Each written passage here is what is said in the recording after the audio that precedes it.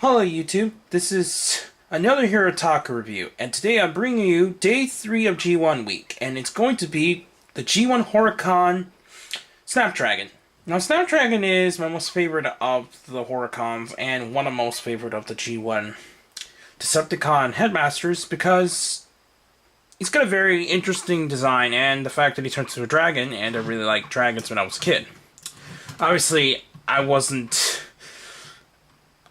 born during the G1 time, so I didn't actually see this in person or see it in the store and everything. So I ended up getting this on eBay like about a good 5-6 years ago, and I've liked it ever since.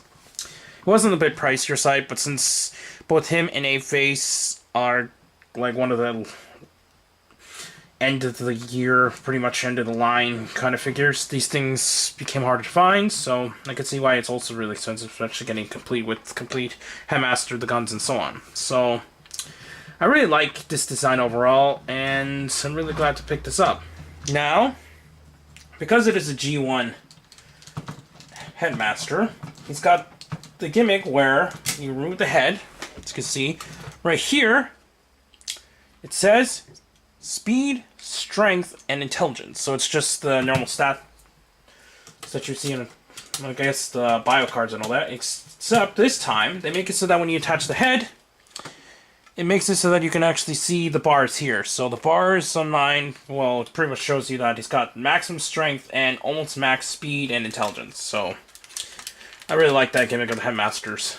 Be worried, though, is that the hinge can wear and get really messed up over time. But anyways, we'll go on to articulation points. Since it is a G1 toy, there isn't anything too spectacular of articulation points, but his arms allows full movement. His elbows can bend at a 90-degree angle, and it's really tight, so it's not really 90 degrees, it's almost like a 45 degree. Not 45, but whatever. Okay, and then you can go down like that far. Then, his legs are actually pretty well articulated due to transformation, especially for a G1 toy. His legs can go all the way out, so he can pivot. And he's got a double joint at the elbow, where it does this weird double joint there and there due to transformation. So it's pretty well articulated for a G1 toy.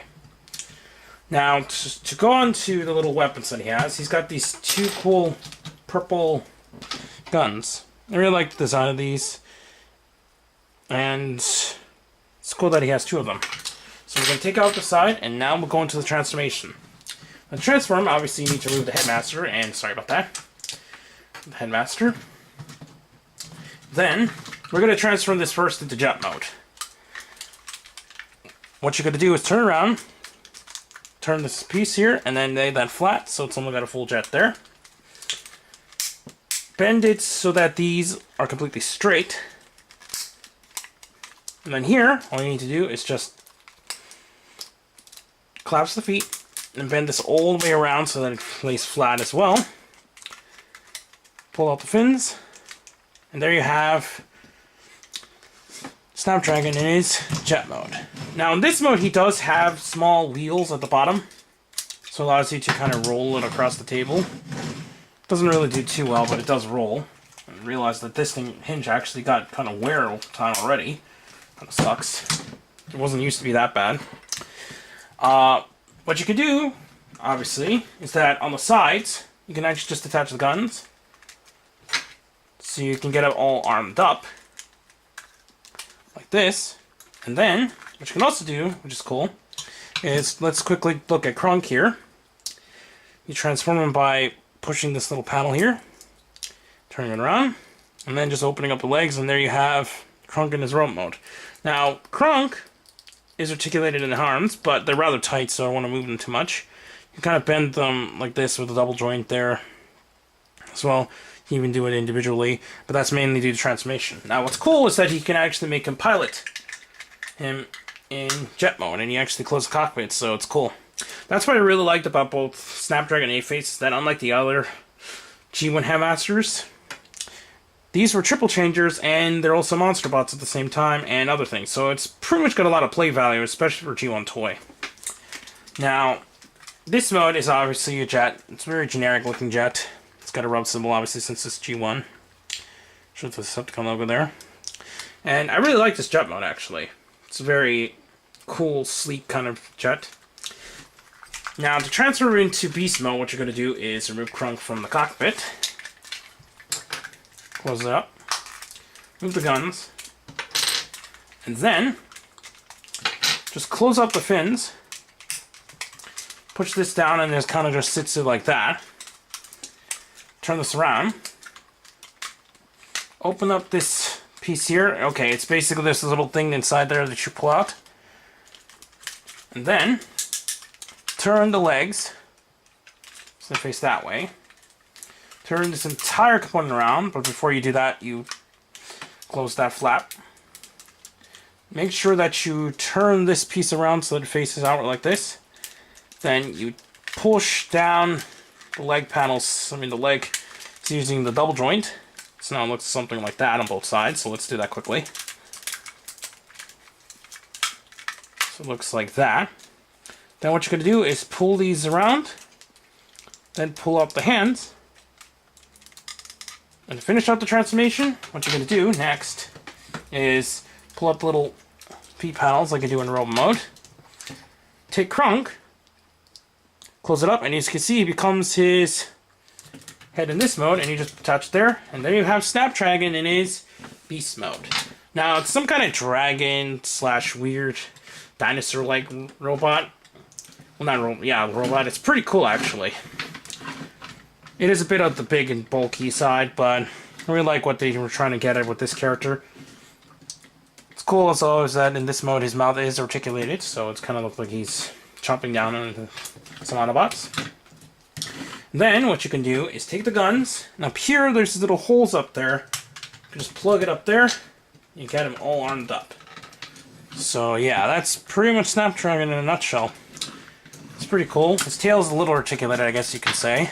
And his arms are slightly articulated. You can kind of see able to do the transformation. His legs can turn and bend at the knee, if you wish to. Sides. And then his neck is articulated as well, technically, from the joint there. So it's a pretty decent articulation, especially for a G1 toy, so I really like that a lot of the last wave characters had a little bit more articulation, but only for a few, since the Headmasters also didn't really have that much articulation. Anyways, to transfer back into robot, all you need to do is remove Krunk from there, close this panel up, remove the guns, close up the hands, pull these down, push these down too, do the same for the other side. So you got that. Take out the little feet panels again. Then, turn these around, close up feet panels, so now you have his arms again. Close up this piece here. I keep forgetting, pull down the flap first, and then you do that. And then, push this panel again, attach it here, and there you have Snapdragon back in his robot mode.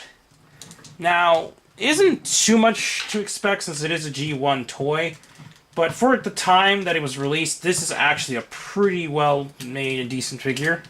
Especially since it's a lot more articulate than a lot of the other G1 toys, since G1 toys aren't known for their articulation, just more for their basic designs and slightly representing their counterparts, depending on what the character you're trying to get. So, Snapdragon is definitely one of my favorite G1 toys altogether, and I'm really happy what Hasbro and Takara did at the time to make it pretty close to its counterpart. Let's just hope they make a Generations form for this figure in the future, but right now, Brainstorm is the first Headmaster, so I can't really expect too much from here. But, it's just something to look at. Anyways, please comment, subscribe, check out Toku News, Herotaku, Ratchet on the channels down below, and it's City YouTube. Bye.